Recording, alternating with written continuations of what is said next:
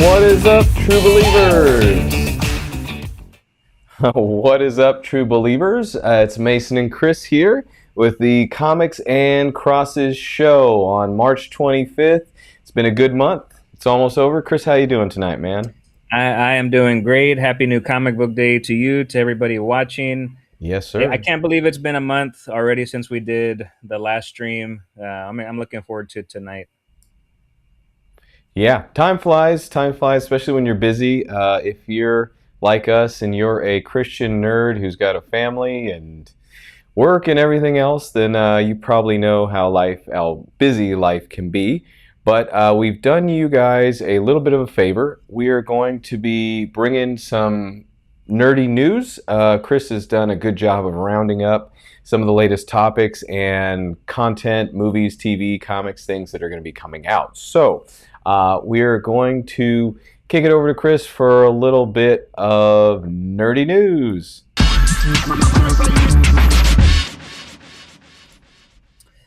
When it comes to being a comic nerd, a nerd in general, Mason, I think one of the things for me is I need to know what is upcoming on TV. What are we going to stream? What's upcoming that my wife and I can watch? Which ones will she actually watch with me? That is actually the big factor there.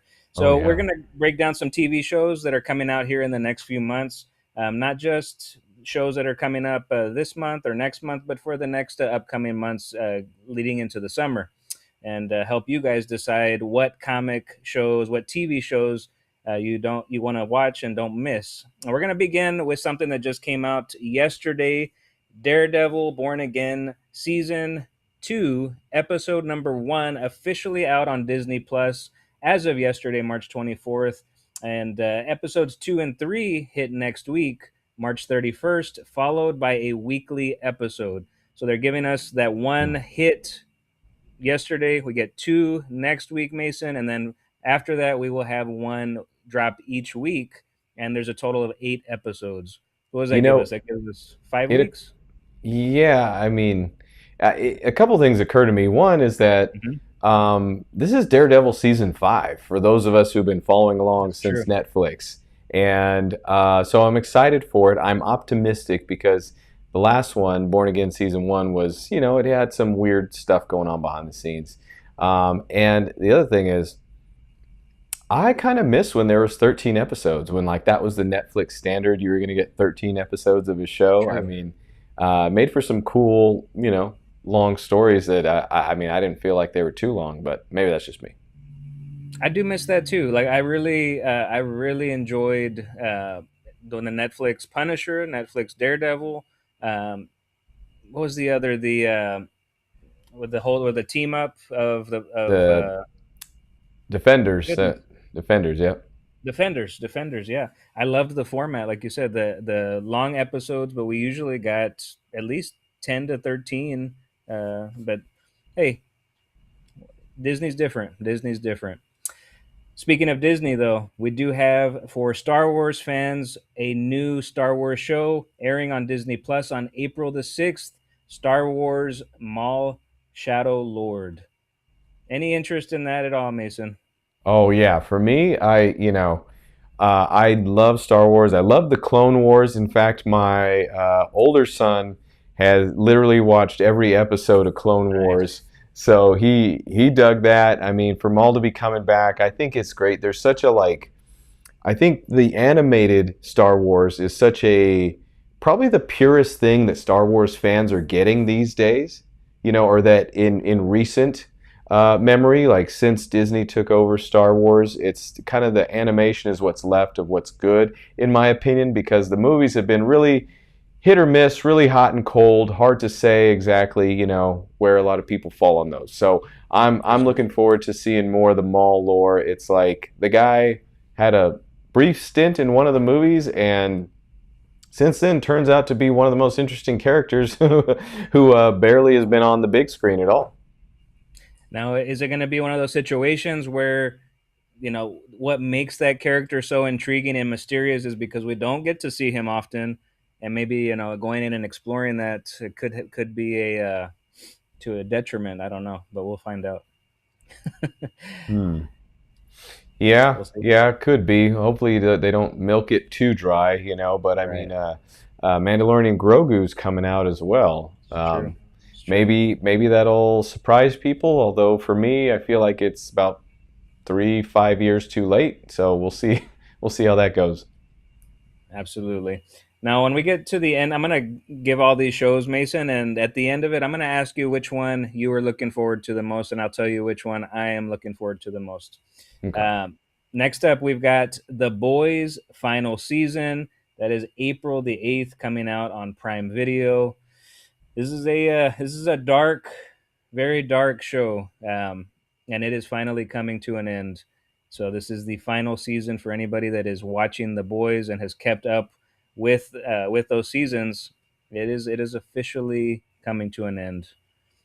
Yeah, that's one I had to drop out on. It was It's I heavy. felt convicted about it. Yeah, Here's the thing: is I felt like there was nothing redemptive about it, and I'm redeeming. sure maybe if I squinted and thought hard enough, I could think of something. But too much of it was kind of reveling in the depravity of mankind, and so I had to jump off that ship. But maybe there's people still watching. I'm not really sure.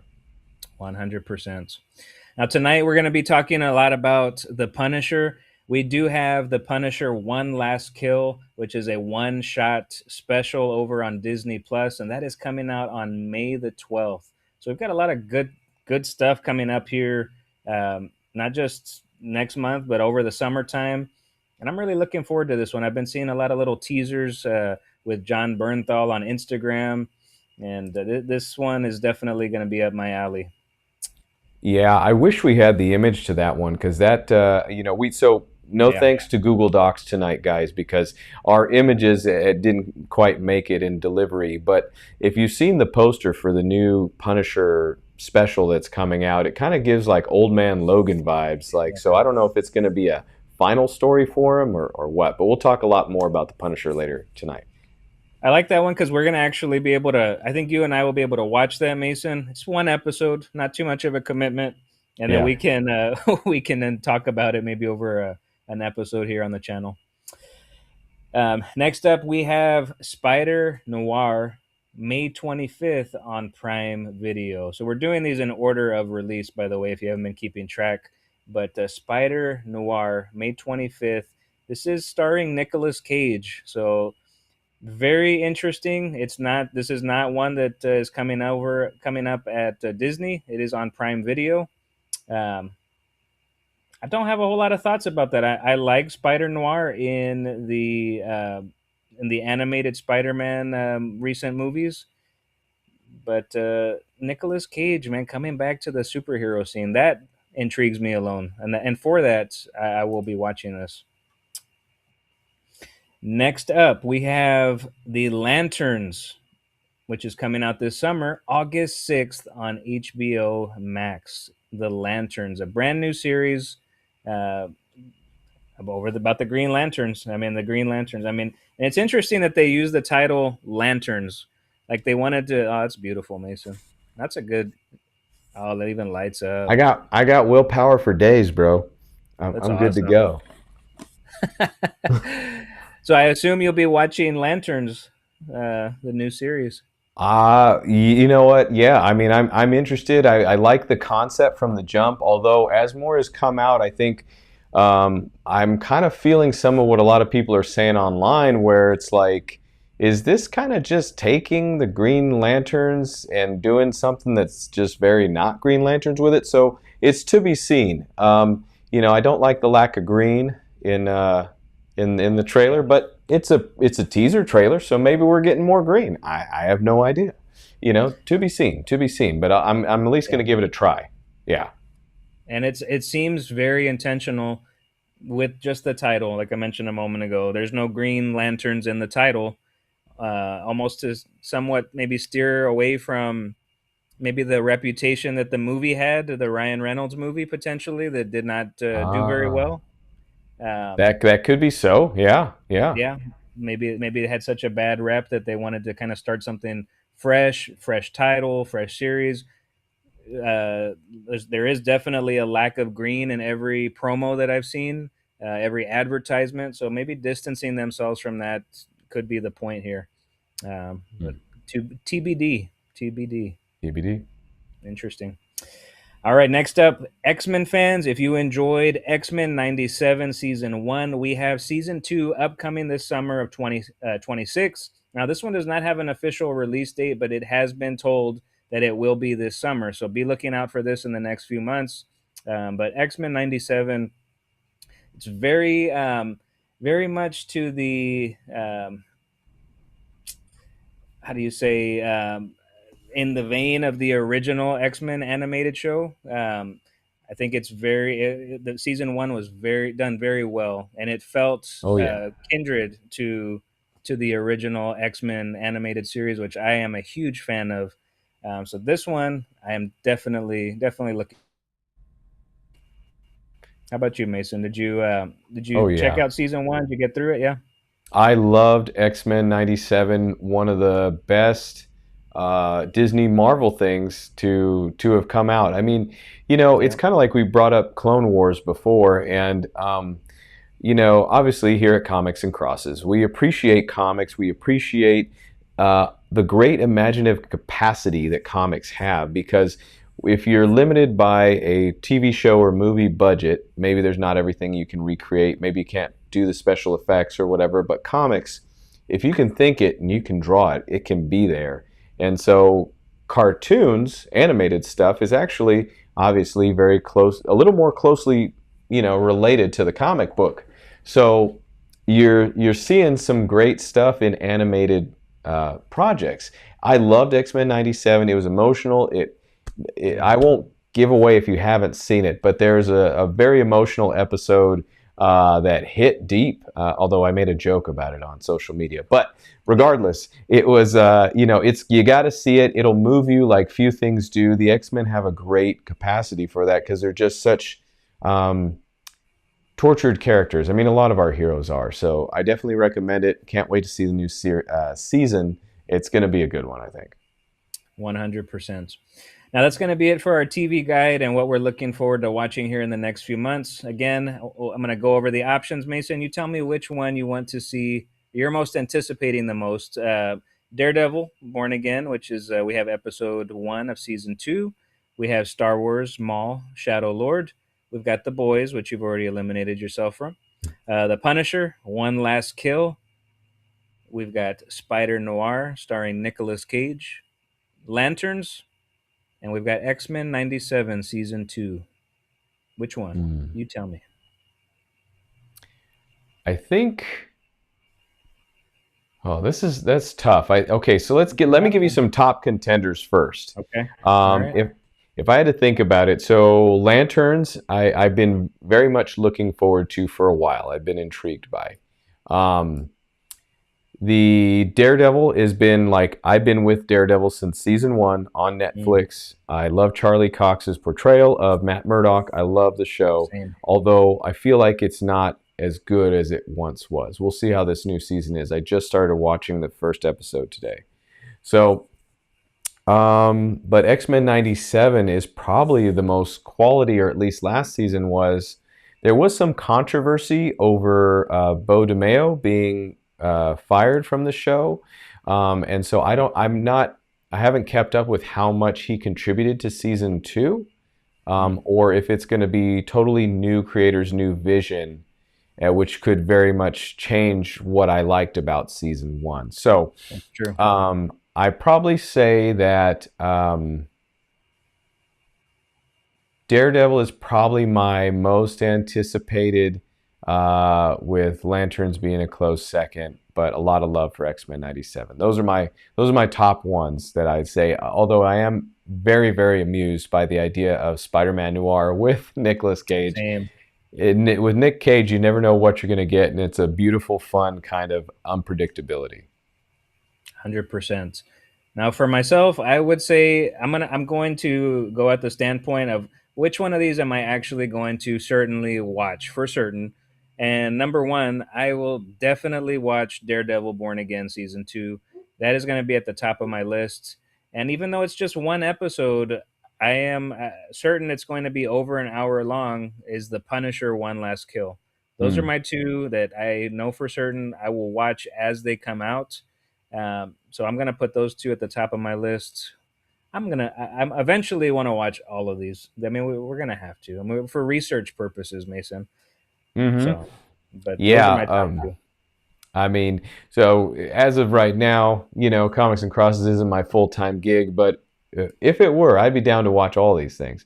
Oh, I mean, 100%. I still want to. We'll see what I get to. But the Punisher, I am curious to see if this Punisher show is going to be like a send-off for John Bernthal, or because it almost seems like he's just kind of getting rolling in that role, even though he's been doing it Oh since Daredevil man, season 2, and he's just now coming into a big screen movie with Spider-Man, Brand New Day. But I don't know, just the vibe of it. It just he looks so like it's un grizzled and grizzled and unshaven, yeah. and so I'm like, is this like his final hurrah, or what are we gonna see? So I'm curious about that. We'll see how it goes. I'm very, very curious. So, all right, that is your TV shows upcoming. Make sure you mark your calendars and get those on the list if you're wanting to watch those. Okay, very cool. A lot of good nerdy stuff coming out. So we wanted to touch on that with you guys. And tonight we have some cool subjects. We're going to be talking about biblical themes behind the Punisher, some biblical themes behind Spider-Man, who obviously are two characters that are top of mind for a lot of people. With Brand New Day trailer recently coming out, and I'm told that the Spider-Man Brand New Day trailer like shattered for most downloaded trailer. Deadpool and Wolverine was at like 365 million downloads, and Spidey came in at like 700 and something. So people are hyped for this movie. And I would say that since Tom Holland has stepped into the role of Spider-Man, it has been, I mean, we can debate different directions they've taken with the character or whatever, but he has been probably the most popular Spider-Man, and has really been on a roll with his movies, just hit after hit after hit after hit. I mean, Spidey's Yeah, Marvel's Batman. 100%. And what you're referencing there, the Spider-Man Brand New Day trailer is the first movie trailer to surpass 1 billion views, according to Oh, Variety. snap. Wow. That is that is insane, and it reached that milestone in just 4 days, Mason. So they put this trailer out Wow. first ever. I mean, in the history of any movie to surpass 1 billion views. That is it's insanity, man. Well, people love Spidey, and we'll talk a little bit later about why we think that is. Um, but also, there's one thing that I forgot to add into the news, and this is even a surprise to you, Chris. So, for our audience at home, Comics and Crosses is a very special channel. It's birthed out of my heart and a love for superheroes and creativity in comics, and of course, the Lord Jesus Christ. And so, being that we are, I would say, a premier Christian comic book and geek culture channel, we are privy to some special things that not everybody else has. So, chief of which is actually an exclusive clip from the upcoming Avengers Doomsday that I have for you here. And I'm just going to roll this clip and see what you guys think of it.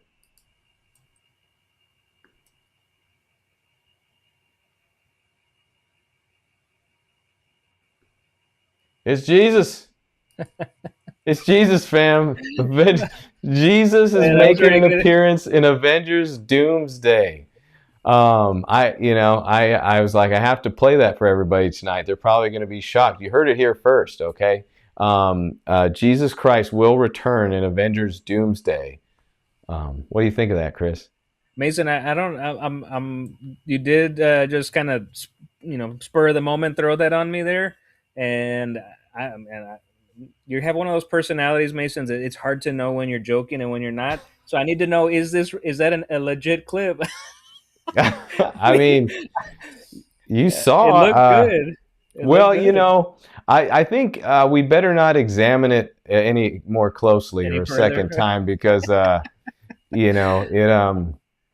I guess if you go Yeah. back to it, you know, uh, AI is it's coming along, but I don't know what I think about the two cap kind of looking people, one with Thor's hammer, and then There we go. and Jesus in the shorts and the dress kind of. I Oh, mean, that's good. I'll tell you That is good. this: Jesus doesn't skip leg day. You That's know, true. That is true, he's man. he's he's a manly man, as you might suspect that he would be. But Very.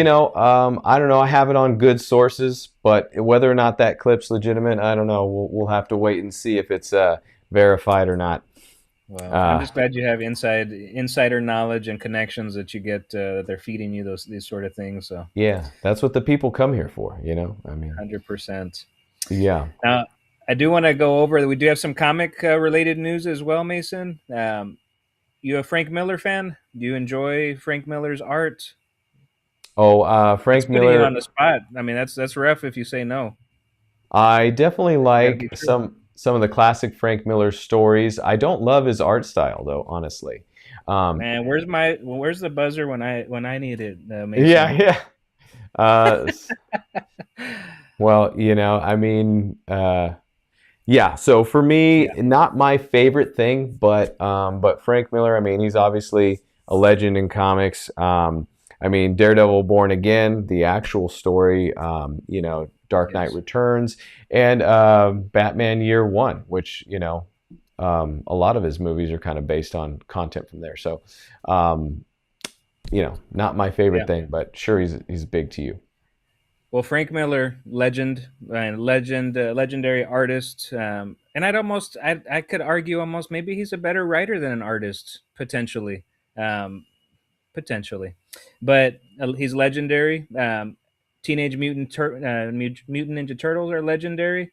These two things are coming together, and Frank Miller is illustrating his first ever TMNT cover for the milestone 300th issue of TMNT.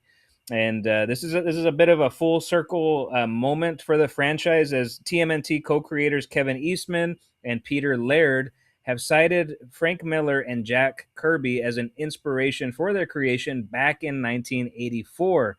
Now, this is a key issue for the future of this series. It kicks off the epic storyline dubbed The City That Never Dies. This is from writer Jean Lun Yang and artist Freddie E. Williams. And this will be TMNT issue number 300. And this is coming out this summer, July 22nd. You definitely want to get your pre orders in. Let your LCS know at least by June 1st. That is the cutoff to let your LCS know. And if I know the comic market the way it's been here, especially recently, get your pre order in. You don't want to get to the comic shop and ask them for TMNT 300 Frank Miller cover. And they say, oh, well, we've got cover B, C, D, but we don't have the Frank Miller cover. It happens too often. I had to call this morning, Mason, to the comic shop.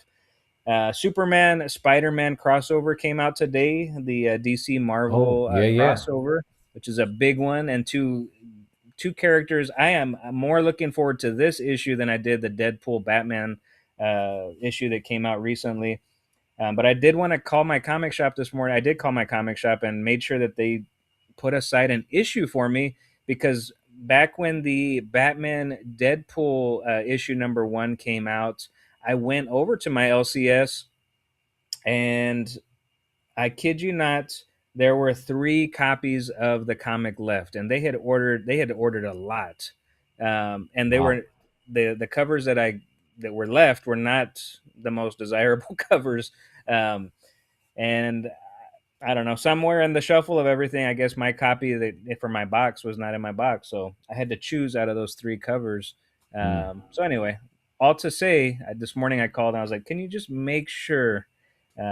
And as we know, the comics right now in the with the markets, sometimes you go to the shop, they're not even on the shelf anymore. So I do think this is going to be a very popular comic. The TMNT 300, you'll find plenty of copies, but if you want the Frank Miller cover specifically, let your comic shops know. This is your reminder. Do it now. That's helpful. Good bit of advice. for sure. Now, moving on, we are going to talk a little bit as you're going to see, Mason. I like to pepper a lot of absolute universe comic news into our segment because I'm a huge fan of what DC has done with the absolute universe. Now, Scott Snyder is spearheading that universe over at DC, and he has revealed that Absolute Scarecrow will have, I quote, the highest kill count. Absolute Scarecrow is set to debut in Absolute Batman issue number 19.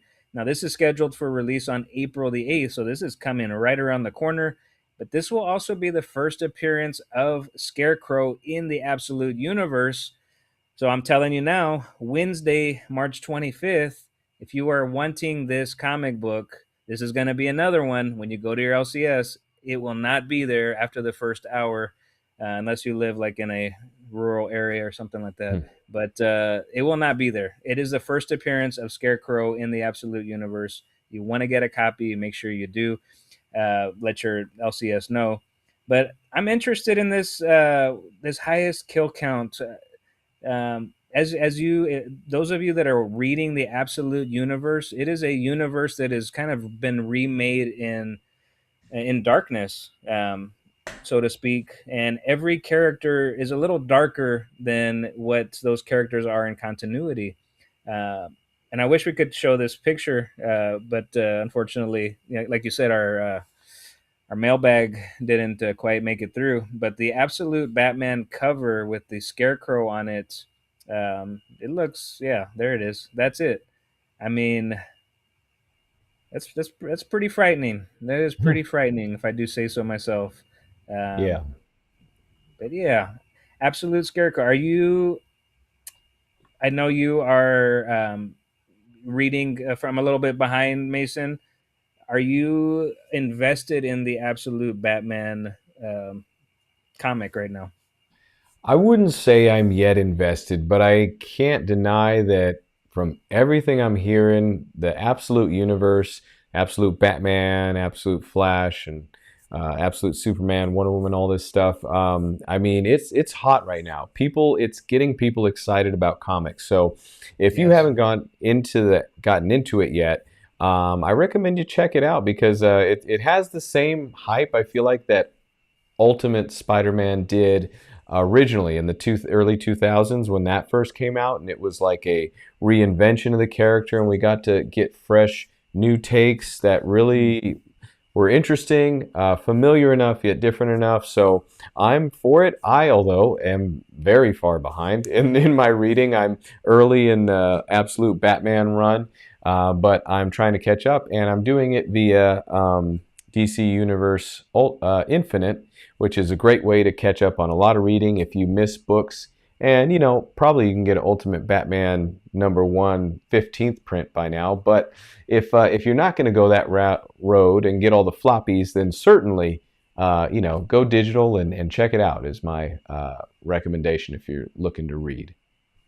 100%. So, lastly, we are going to be talking a little bit Marvel and Punisher here in a bit. But one of my favorite things that Marvel ever did was the original Avengers movie.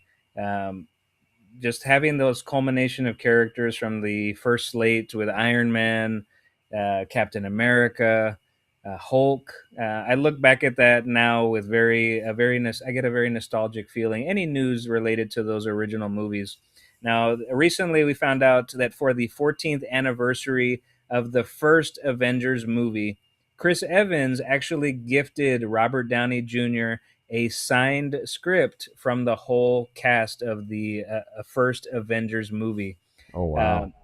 that is really cool. I mean, when you think about that, Mason, I mean, we are 14 years out from that original Avengers movie, and for these actors to care enough about, even for Chris Evans to care enough to give Robert Downey a script from that movie tells you that this movie and that whole project over at Marvel meant so much to them, um, which is not always the case in some of these superhero movies. I will never forget. Um, A reporter once asked Halle Berry about a question about Storm in the comic books after she had played Storm in one of the X-Men movies, and she had no clue about anything comic book related, right? And a lot of fans were upset about it, like, man, she doesn't care about the character. She doesn't, and she, quite honest, quite frankly, she really didn't care. She didn't give a whole lot of explanation about it. Um, I don't feel that way when I look at these actors. I saw a picture of Tom Holland when when he got married to, how do you say it, Zendaya. Zendaya, and in one of their wedding pictures, he's got like the cowl for the Spider-Man cowl, like in his the mask in his hand in one of their wedding pictures. These characters mean something to these actors, Mhm. and I just thought this was just a really cool piece of news. And you can't tell me that these movies didn't play as big a role in these actors' lives as it did for us. And I know I was full of anticipation when these movies were coming out, leading up to Endgame. So I thought this was a cool piece of news and just kind of one that made me smile. Yeah, it does. It means something, especially as a fan of these characters, when the actors take it serious. I remember when Exactly. Christian Bale got cast for Batman Begins, and he took it really serious, and he was very at which Christian Bale takes every role he plays serious, but Right. he's a very intense actor, you know. But he cared about Bruce Wayne and the psychology of what would bring a man to do these extreme things to fight crime in such an extreme way, and it was somebody who loved Batman, it was great. It made me feel almost validated because especially if you've read comics, you know these characters more than the average fan, just general Right. audience. You know that what Bruce has gone through. You know that he's had a Robin killed by the Joker. You know that he's had his back broken. That he keeps fighting back in all these different situations and has had a lot of ups and downs and different things that motivate him. So to see actors take it serious enough and to care about that, I think makes it so much more meaningful on screen, and makes for a better movie. 100%. I want to just leave off that piece of news with saying that, and I don't want to leave on a negative note on that piece of news, but I don't feel that invested in the Marvel universe at this point. Like this, after Endgame, Infinity War, it just has not felt, and I know I'm not the only one that feels like this. I've talked to several people that loved the first round of movies, and it just doesn't feel. I think it just became too saturated, too many shows released on streaming, and it just felt all over the place. Um, so, I want, like I said, I wanted to touch on that just to say, Mhm. do you feel that way, Mason? I just kind of like a oversaturation of these Marvel shows, and they don't feel as connected as they once did, and uh, I don't know. I don't feel as invested as I once did.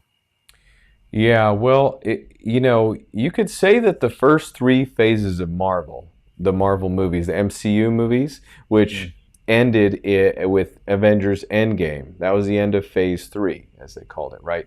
You could right. almost say that they cared too much because there was so much emotion in the way that Avengers Infinity War and Endgame tied all those threads together.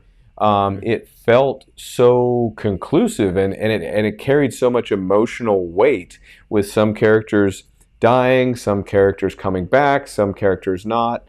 That then now in phases four, and I think we're in phase six now, it goodness. was how do you live up to that? And so Right. and coupled with the fact that Disney Marvel was trying to put out as many characters as they could, they believed, and half rightly so, that they had a cash cow and they were going to milk, milk, milk as much as they Right. could. Yep.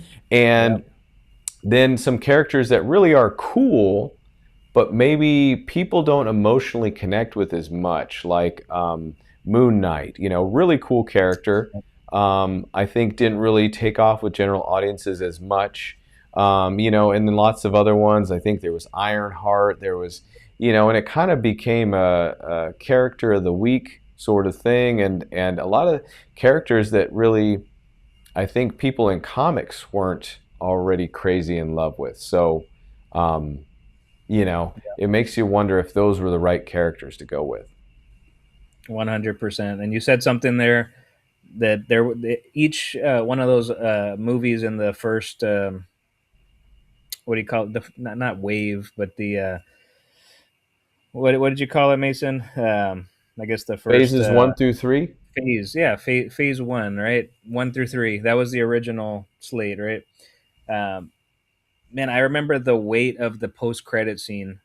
Though just Oh, that, the weight of the post credit scene. We would sit there at the movie theater, wait for that last post credit scene, and you would leave. You'd leave the theater like, oh my gosh, I cannot wait for the next movie. Like, and you couldn't. And the build up to Infinity War to Endgame, it was just like I said, something that I think is unmatched, and we may never see again in a comic superhero movie again. That was just it was a beautiful time to be alive, and I'm thankful that we have that even now to go back at some point and rewatch all of those first phases of the Marvel universe. Just a special time, very special.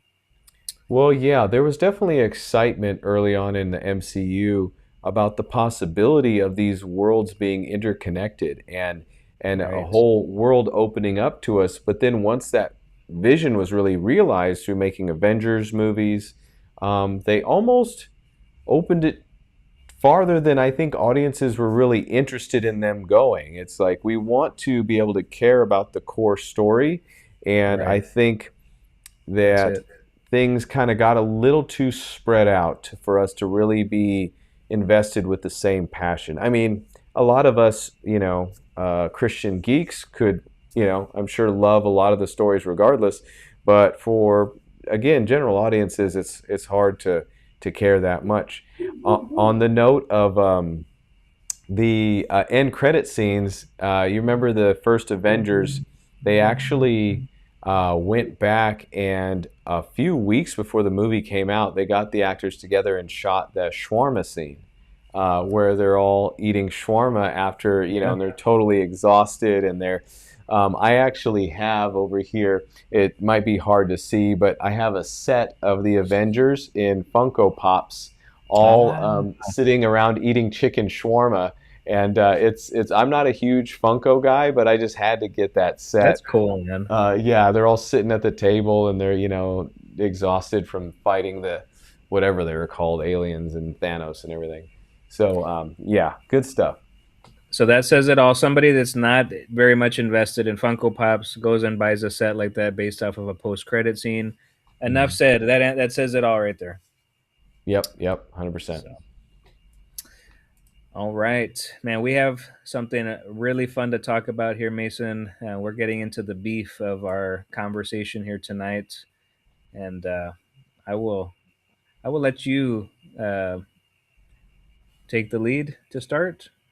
Are we? Okay, so um, we're going to be talking about a couple characters tonight, and Chris is aptly dressed because we're going to be discussing the Punisher, who is Yes. recently appeared again in let's see, in Brand New Day. We talked about that trailer coming out, so some exciting stuff, not least of which was actually the Punisher showing up. We're going to see Frank Castle, the same Frank Castle that was featured in the Daredevil Netflix show.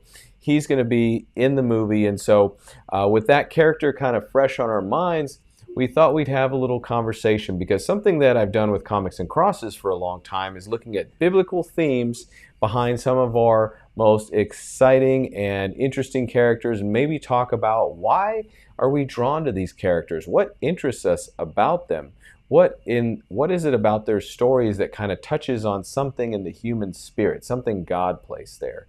And so tonight we're going to be talking about biblical themes behind the Punisher.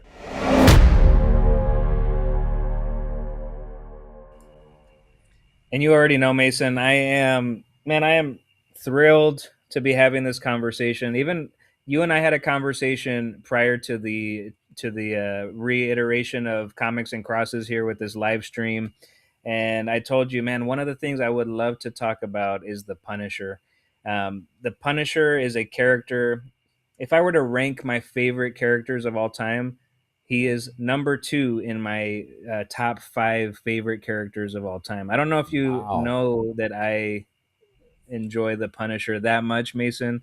So That's high up there. I know, and you know what? It's really not that difficult to find biblical themes with this character, as much as it may not seem that way.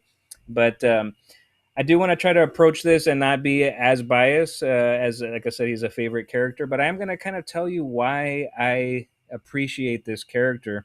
And in order to appreciate Frank Castle, the Punisher, you kind of have to start by looking at his backstory. We know that Frank Castle was a war vet. He returns home, comes home to his loving family, his wife Maria. He's got two kids. Now, if you adhere to the actual true Frank Castle history in comic books, by all accounts, Frank is a great father, a great husband. And I say that only because we are completely ignoring the Jason Aaron run that flipped the entire Punisher history on its head. We're just going to kind of push that to the side because there is a lot of Frank Castle history prior to that run. And again, that run kind of flipped his history on its head.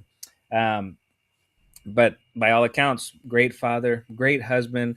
Comes back home after war with his family. He's at peace until a shootout with the mob at Central Park, and that takes the life of his entire family, his wife and his kids. I'll stop there. Put yourself into that moment. As a human being, put yourself into that moment, right? What that would potentially feel like. I don't want to think about that, Mason. It's Yeah. painful to even think about.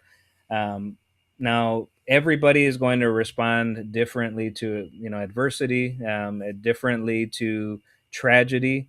But this single event, is what actually turns Frank Castle into the Punisher. This event sets Frank on a course of vengeance, um, and rather than becoming a traditional superhero like a Spider-Man or a Daredevil, allowing the justice system to do its job, right, and to arrest people and allow them to serve time. That's not Frank, right? He takes justice into his own hands. He has no issue killing anybody that he deems evil, and I say he with capital letters and quotations because that's the murky part right there, is that he is the one that is deeming who he deems evil is the one he takes out, right? But make a list. I mean, drug dealers, child predators, thieves, villains, these are the type of people that Frank is after. So looking at this from a biblical perspective, in the Bible, in Romans chapter 12, verse 9, it says, "Vengeance is mine, I will repay, says the Lord." And this is basically a scripture directing believers not to seek personal revenge, but to trust in divine justice.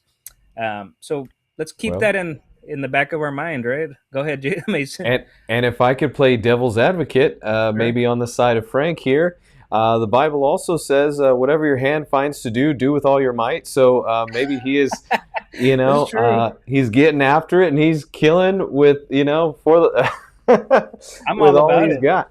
I'm all about it. But I would just tell you, keep that in the back of your mind, right? The Lord does say, "Vengeance is mine." Hmm. Um, but when we talk about Frank Castle, if you were to ask Frank, vengeance is his, right? Like he is the one putting punishment on the people he deems are in need of punishment.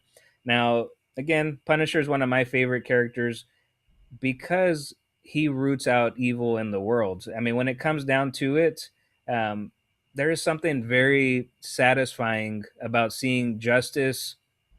I will say it streamlined. We'll say justice streamlined That's one way without to any put it. red tape. Yeah. Yeah, right.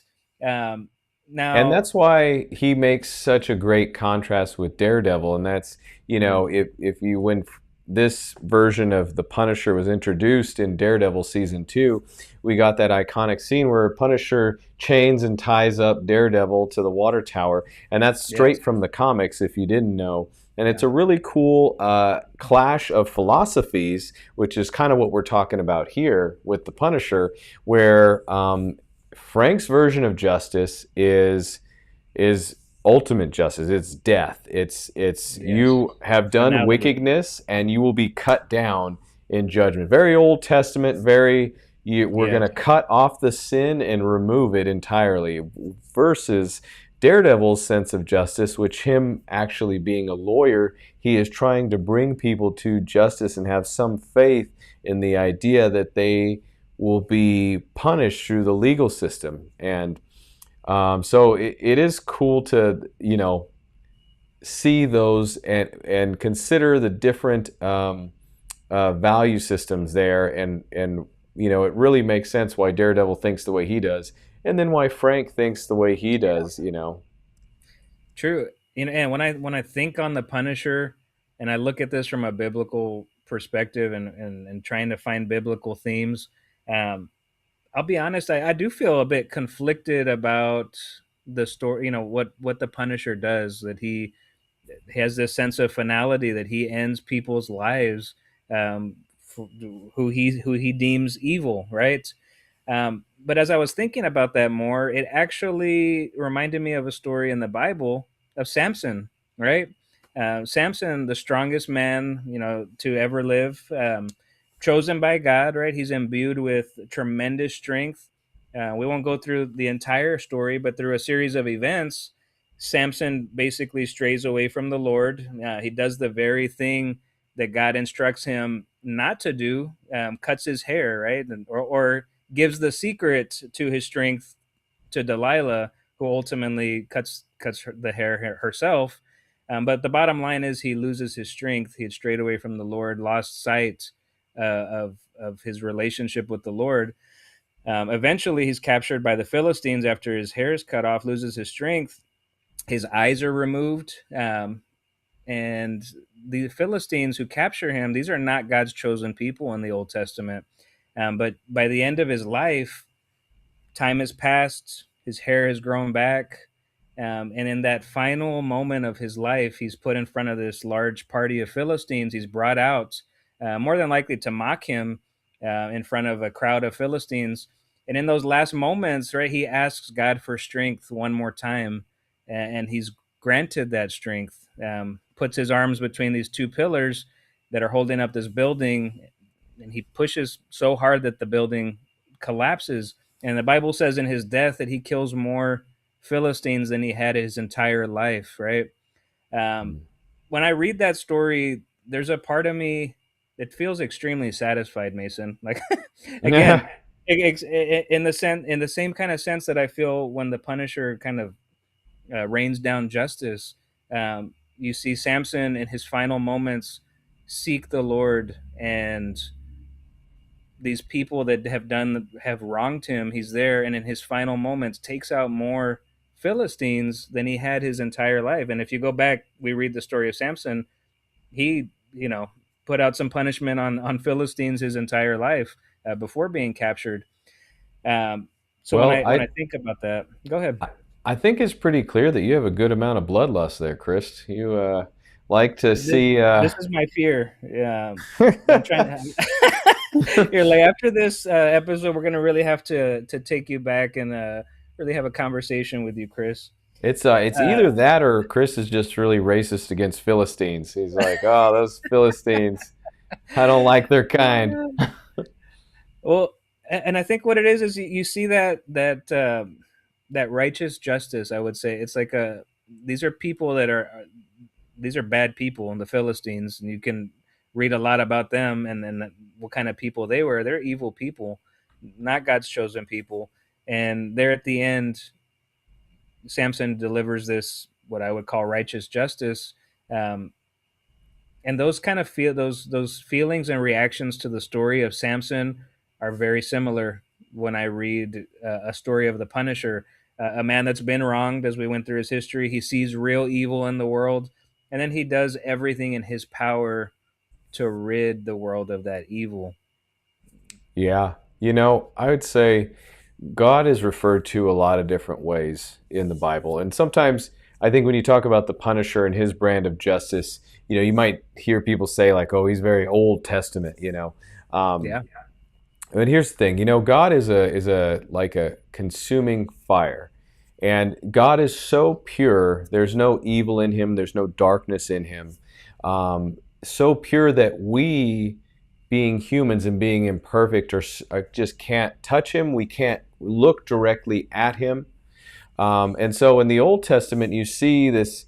You see this because basically anything that was unclean, that was wicked, that was evil, had to get a really harsh, a more immediate justice, a swifter justice, like you were talking about. Yeah. And because the more obvious the impurity, the just more impossible it would be to come near to God, to be able to be close to God. And that's the whole point of Jesus coming, and that they saw it. It was demonstrated through these different examples in biblical stories.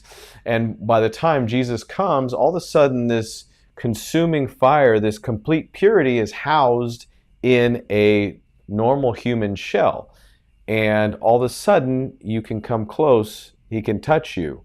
You are, instead of you being too unclean to come close to God, he's so clean that he chooses to come close to you. So it's good to look at these these examples of almost harshness, that some people can be like, well, I wouldn't like God if he's like that. If that's what God is really like, if he judges these things so harshly, then maybe I'm not a fan of the Christian God. But maybe it is that there are laws and rules in place that something so pure is not going to be able to come in contact with something so impure without destroying it, unless Right. God, but God, came and made it possible for us to reconnect with him. So I think maybe understanding a part of God's mercy, it's important to understand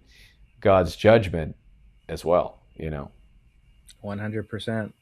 Now, with that being said, Frank is human, flawed, but Yes. his sense of justice seems to kind of really align with some biblical values as far as a sense of morality, right? I think there's something he has a very good moral compass. Very few times will you see Frank the Punisher um, go after somebody that doesn't really truly deserve uh, some sort of justice being, and I a caveat with all of this, right? I don't condone murder. I don't have a bloodlust, Mason, but but in the sense of these stories, with Frank, he does have a great moral compass. And I do truly believe that the things that he aligns himself with, the people that he takes out in these comics, it's very easy to root for him, in my opinion. Mhm. I'm like, drug dealers, bye. If you're hurting children, see you. Like, thank you, Frank. Like that's how I'm feeling when I read these stories. Sometimes simplicity is kind of can seem harsh, but also can kind of seem beautiful in a way. We live in kind of the we're pretty deep into the information age, and where people know so much and they feel so entitled and so aware, and where things have gotten kind of complicated, where, oh, what's my morality or my truth is not your truth, and so things can become kind of gray, where people are defining their own things. But sometimes simplicity kind of reminds us of how human we are. And even as you're talking about, this kind of reminds me of a quirky movie, which I think, was it James Gunn who did Super with Rainn Wilson, where he's the Crimson Bolt, and he basically is just some guy, some random Joe who, I think his wife leaves him, and he is kind of doing nothing with his life, and snaps and decides to become a superhero basically, and he gets a costume and he carries around a red wrench, and that's his like weapon, and Never seen he it. it is a wild movie, potentially very offensive. I mean, they mock Christians in it, but Sure. it like there's a montage of him going around with this wrench, and he is just finding bad guys and just whack, don't sell drugs, whack, don't molest kids, whack, don't, and just, Yeah. and it's very simple, and it's silly and absurd, but it's like, well, yeah, to him, his justice is very simple. Don't do these things that we know are wrong. And Right. those things really do hit you over the head, but sometimes we kind of need it to remember the simplicity of life as it really is. 100%. And I think living in, we live in a uh, I would say, a very unjust world. We have a lot of man-made systems, our judicial system and our system of uh, just how you end up in prison. All of these things, right? These our prison system, right? Um, when I think about the Punisher, again, I'm not condoning it, but the thought of, hey, maybe we could just streamline some of this punishment, rather than, let's have a trial that lasts 2 years or three, or, oh, you're gonna go to court in 8 months from now. Just a lot of this red tape that and like you said, simplicity, right? It's like Punisher kind of just deals with things, and it is very Old Testament. There was none of these. I mean, there were systems in place back then, but it was more like, hey, oh, you did this, okay, you're getting stoned. Like, I don't know how else to put it. I mean, that's those are the stories in the Bible. Yeah, Um, not the fun kind of stoned either. no, they're not. The No, it's painful not. kind. Very much so.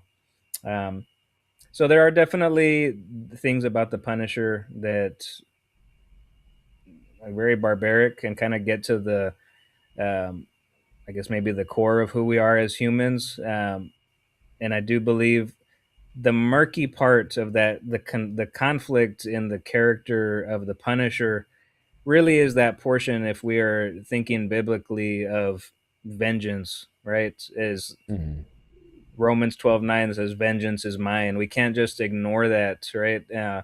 I will repay, says the Lord. And again, if we take that to heart, ultimately, I love what the Punisher's doing. What would have made him the most, he would have been number one on my list, and my most favorite character, is if God was delivering the message to him, and then he would enact punishment, however God deems necessary, right? But that would have just made him the perfect character. But he is flawed, and he's not a Romans 12:9 believer, unfortunately. Well, when we were getting ready to talk about The Punisher, it made me think of a movie that came out several years ago, which is based on a true story of a true individual, Machine Gun Preacher. And I think it actually stars Gerard Butler. And it's a true story of a guy who's out in the forest, just going into places, shooting them up, and rescuing children who have been Mm, kidnapped and enslaved, victims of human trafficking.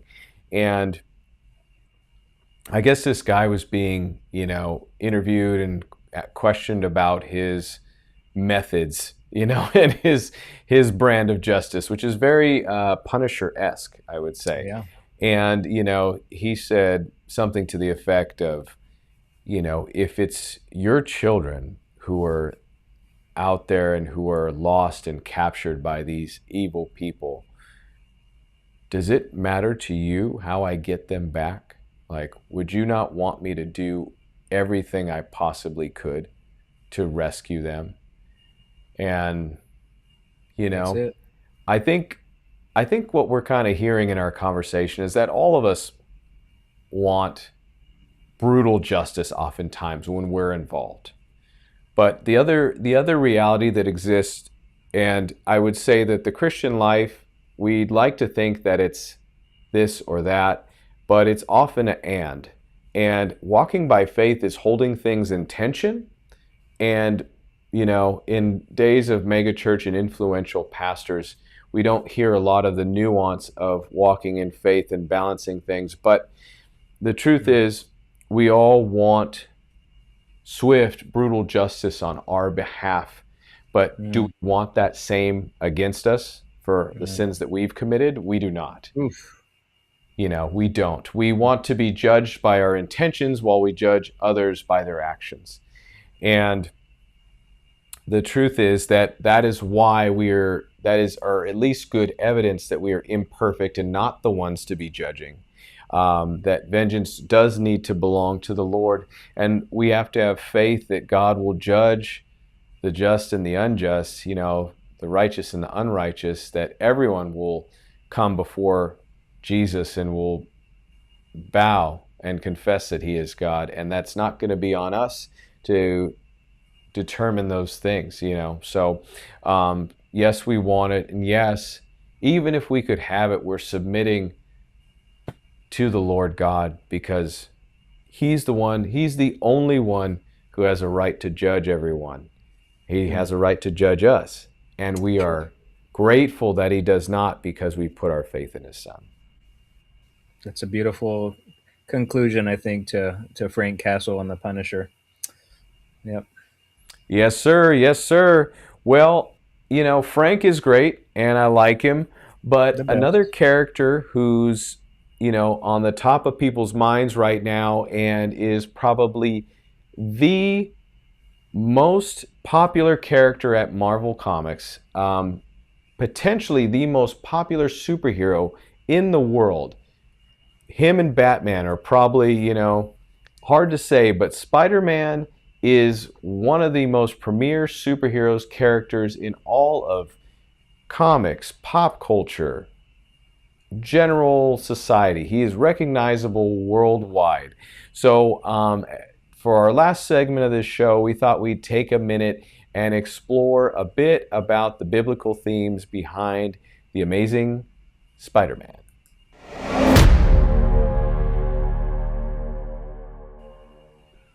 Okay, so switching into Spider-Man. Now, here's what I'd like to say about Spider-Man. I actually did a video on this channel a while back about biblical themes behind Spider-Man, or parallels between him. I think I did one of parallels between him and Jesus, and then just about the character, the biblical themes behind the character himself. But Spider-Man is a unique character, or at least he was at his inception, for a couple reasons. When Stan Lee created Spider-Man, see, I got my Stan Lee back here. I don't know if you guys can see. But so Stan Lee, he decided that he was going to make a superhero that was a teenager, which was actually groundbreaking and unique for the time, because at that time in comics, superheroes or rather sidekicks, or teenagers were always sidekicks, is what I'm trying to say. And so the idea of making a comic story around a teenage superhero sounded foreign, and it sounded weird, like something that wouldn't sell. And so Spider-Man was actually introduced in another comic, an Amazing Fantasy, as sort of a story of the week type deal. But he quickly became so popular that people wanted to see more of this Spider-Man. So Spider-Man was viewed as not a grown adult, and therefore not a typical superhero, almost a less than superhero. And so there's a lot of less than qualities to Peter Parker, and Peter Parker being Spider-Man. And that's why, actually, when I think of Peter Parker, I equate him a lot with David in the Bible, because King David, or just David, depending on when you're talking about him, was a character who was overlooked. He was the youngest of many brothers. He was sort of free-flowing and somebody who kind of lived by his heart, with his heart on his sleeve. He was very emotional. He was a musician. He was a warrior. He was a man after God's own heart. And God chose him because after Israel chose, in the Bible, a tall, handsome, strong, impressive man to be their first king, who kind of himself drifted away from God and sort of led Israel away from God. what God knew that they needed was a humble man, somebody who was not overly impressive, but had a heart that was submitted to God, that was after God himself.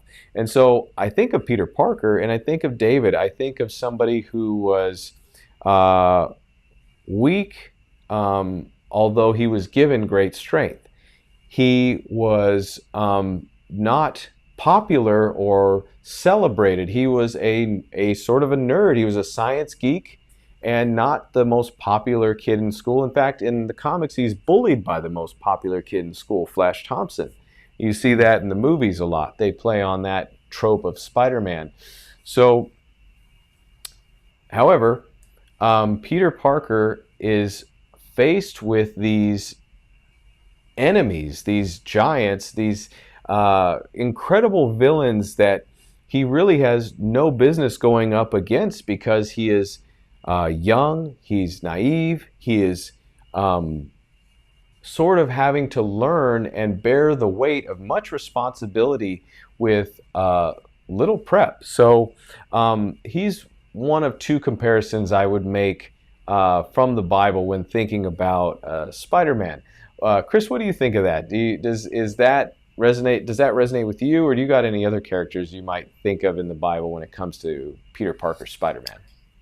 No, I actually really like that comparison. And I had seen your original video some years back when you released it. About that comparison with Spider-Man and David. Um, and as I'm thinking about it, yeah, I mean, he's Spider-Man, young, right? A science geek. David being young when we first find him in the Bible, a shepherd, right, tending to the flock, very underestimated. Um, Same Peter Parker, very underestimated. Nobody, if it was not for those powers that are eventually given to him with that radioactive spider, he'd just be an ordinary teenager. Um, but you see, with the great power comes great responsibility. Come through, shine through. Right, that's one of our most famous lines with Spider-Man. And I'm kind of I'm thinking on that in that same regard to the story of David. Great power comes great responsibility. Of somebody, a shepherd boy, anointed to be the king of Israel one day, and this all happening while there's already a king in place. Um, Knowing that eventually he will have a ton of responsibility. I'm as we're talking about it, Mason, I'm actually buying into this whole David and Spider-Man compare. I'm like, wow, there's actually a lot more similarities than I had initially thought. Right? Um, Yeah. I'm loving that. I'm actually really that does resonate with me quite a bit. Yeah, and Peter Parker is um, you could say I've heard people say hanging around the comic shop that you know Spider-Man is Marvel's was Marvel's punching bag typically for a long time. They would just Yeah. have all the worst stuff happen to Peter Parker. I mean, he lost his Uncle Ben initially, the main father figure he had after losing his parents. I'm not sure we know how. I might have to dig into comic history to figure that out, but um, he had his first love, his first girlfriend, killed by his arch nemesis, or almost with him kind of coming out of that feeling responsible for her death. He's had a lot come against him, and but I think the fact that he stays pure to the cause and to doing good with what he has is another David-like quality. The other character that I thought from the Bible that you could think about when you think about Spider-Man is Job, because of all that he's gone through and because he seems to get hammered by the circumstances of life that you could say God allows, and yet he stays, although he does at times question and even start to wonder and doubt because he's gone through so much. He does stay on the path, on the narrow path, trusting God and following God. And that is, I think that's why I think we like Spider-Man, because he stays true to what he knows is right, and he keeps pursuing it no matter how hard things get for him and what's taken from him. So that's something that inside all of us, I think our souls know that although we may be discouraged and we may have things come against us, we know unless we really try to dampen that part of our conscience, we know that we still must follow God and do what we know is right. I would agree with that. And as you're talking about that, I'm also thinking about our conversation about the Punisher, right? And the contrast between these two characters. Spider-Man, I mean, he could literally, you know, uh, be getting beat down, blood on his face, and he still wants to pursue what is right.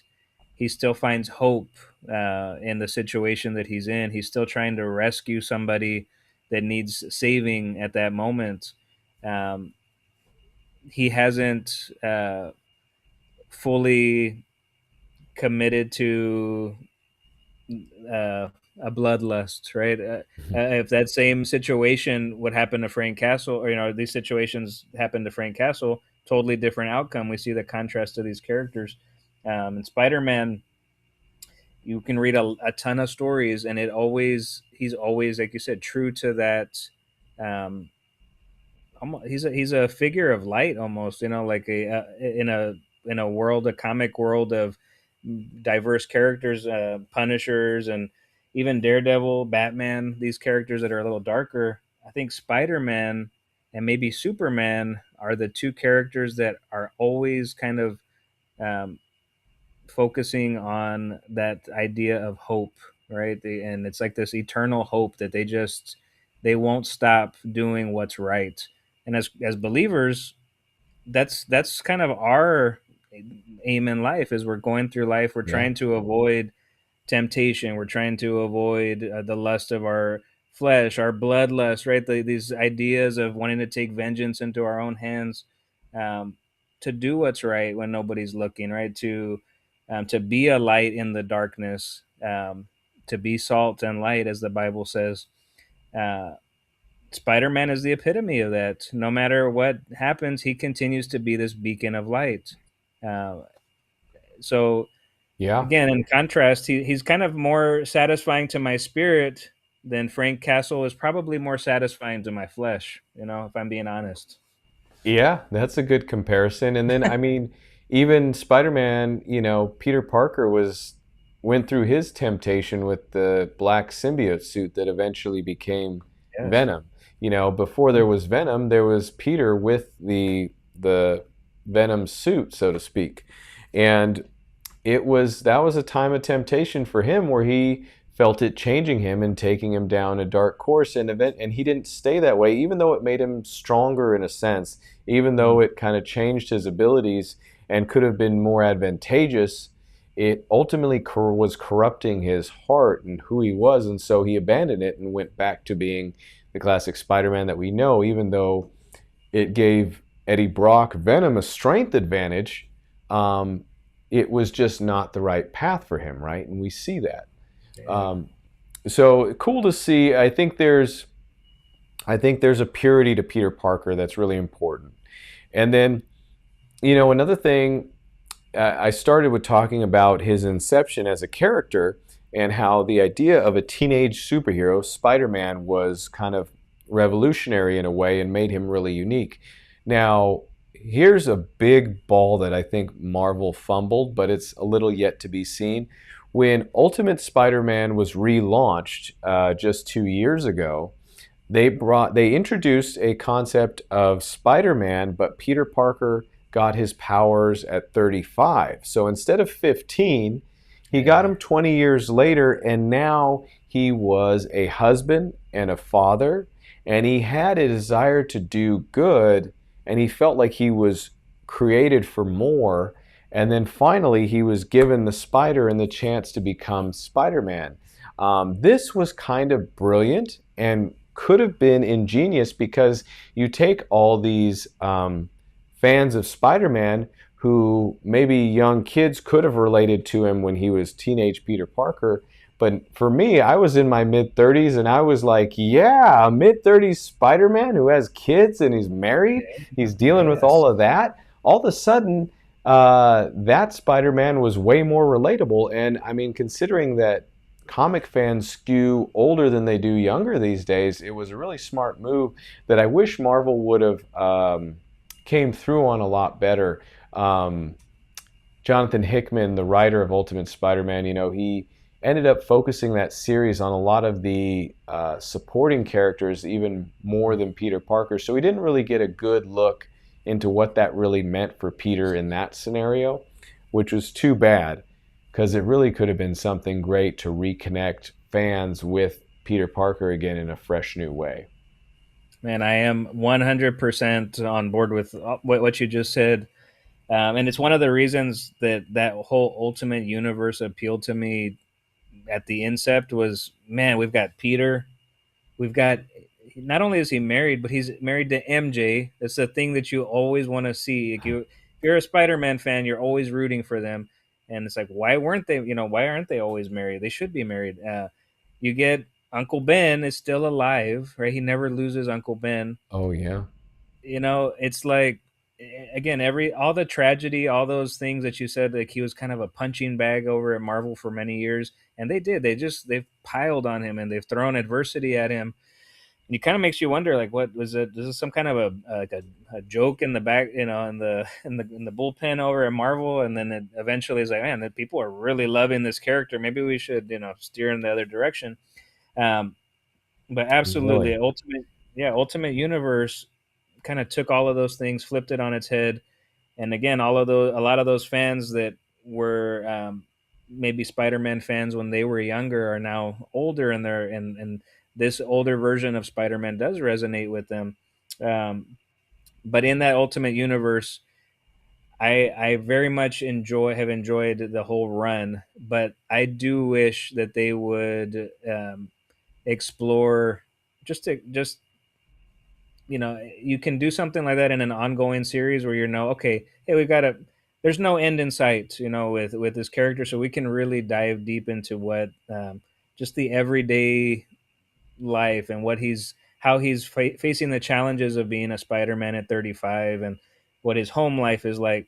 But I do know that when they started this whole Ultimate Universe, there was an end in sight, and you can tell Mm. that by the story. And there was a specific story that they are trying to steer by the end of the series. So don't get me started on the Ultimate Universe, Mason. I mean, I'm a fan, but you're right.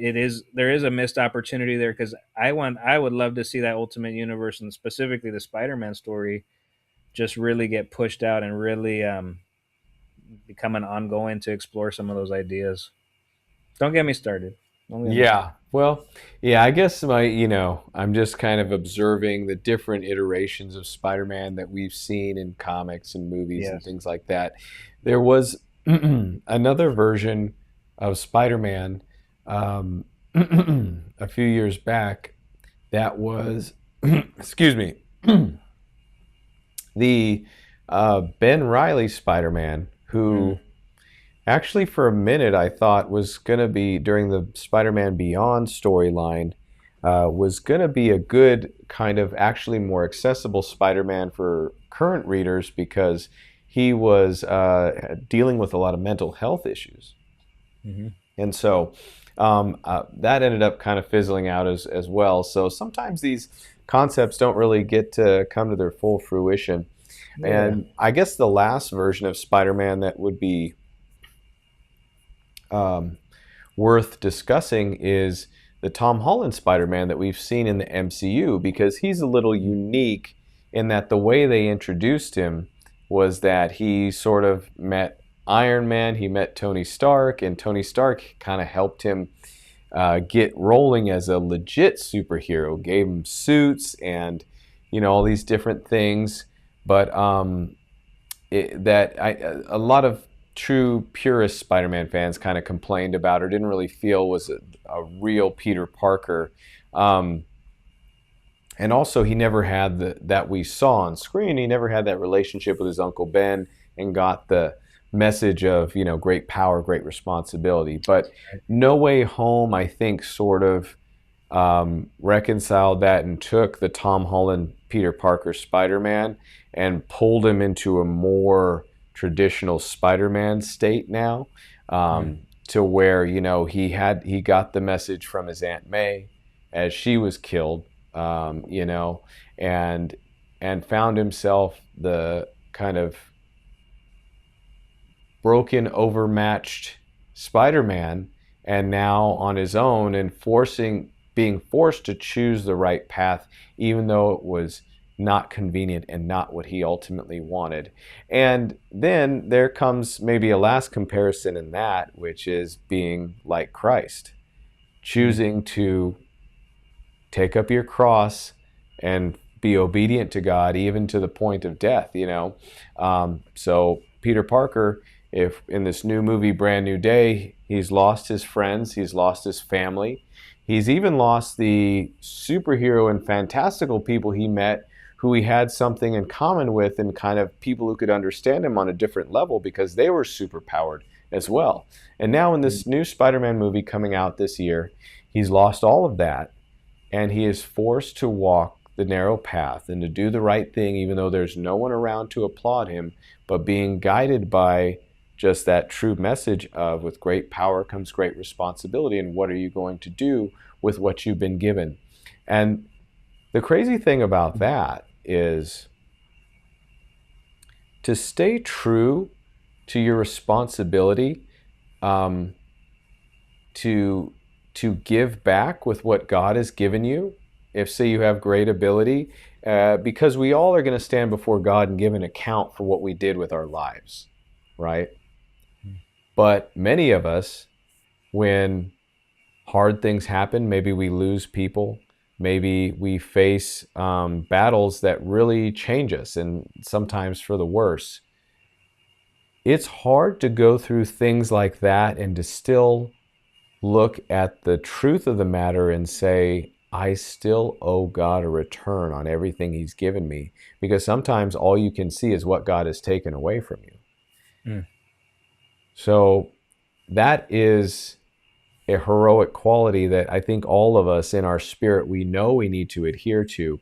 And we don't always. I don't always. You don't always. It's not easy to do.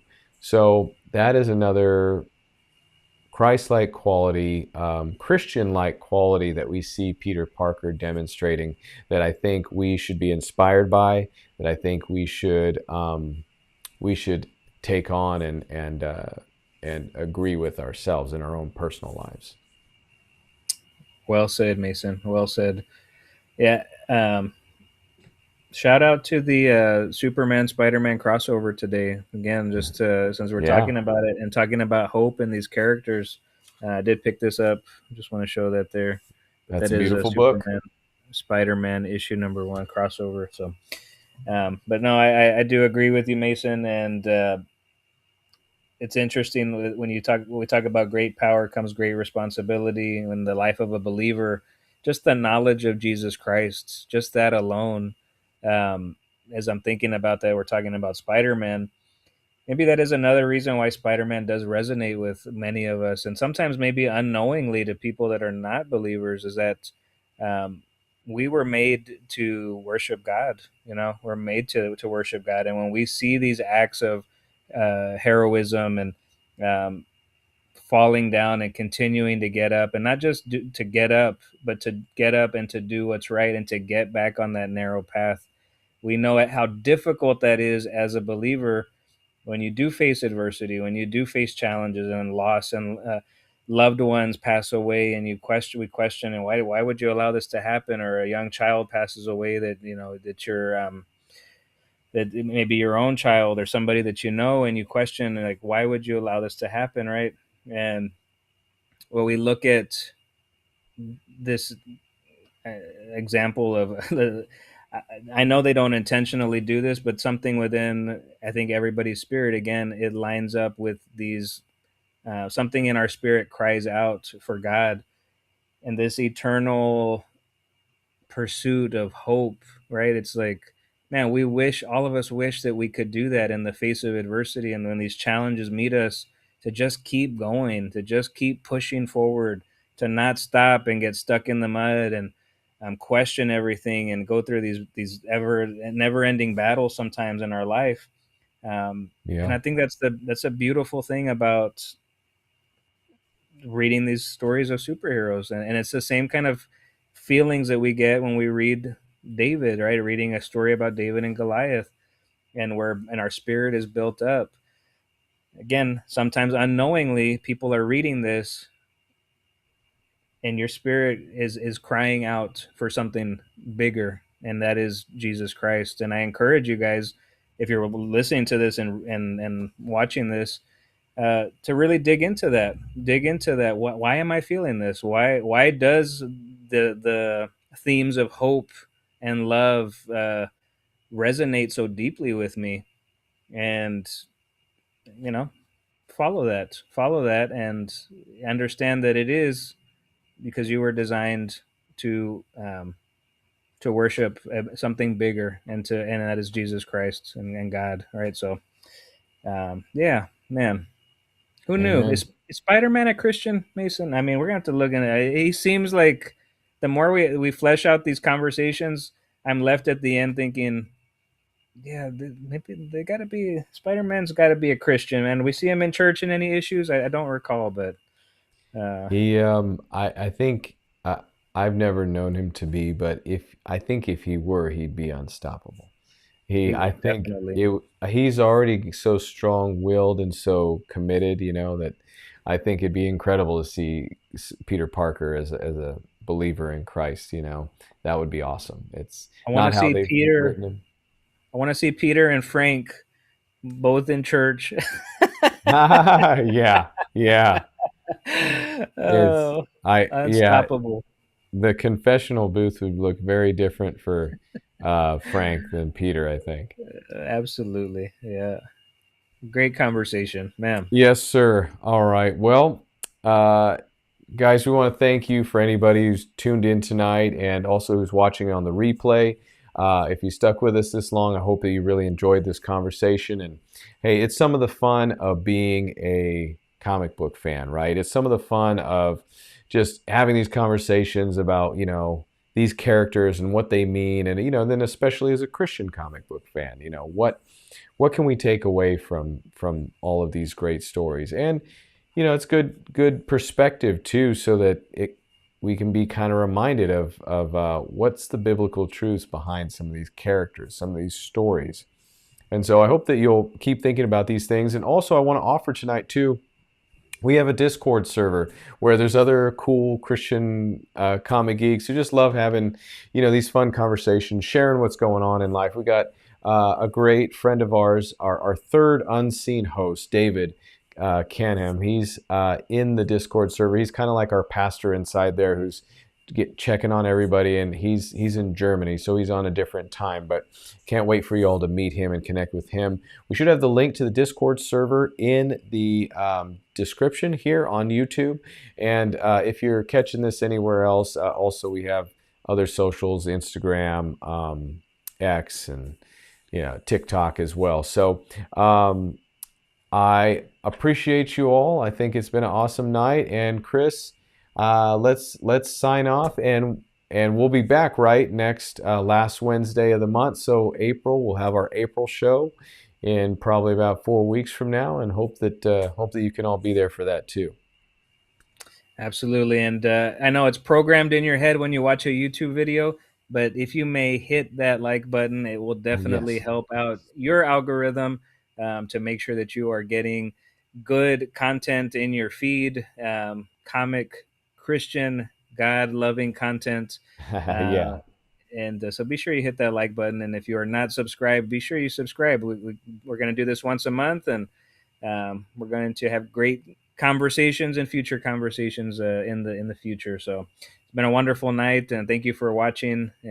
Looking forward to next month, Mesa. Yes, yes. All right. God bless y'all. We'll see you next time. Peace.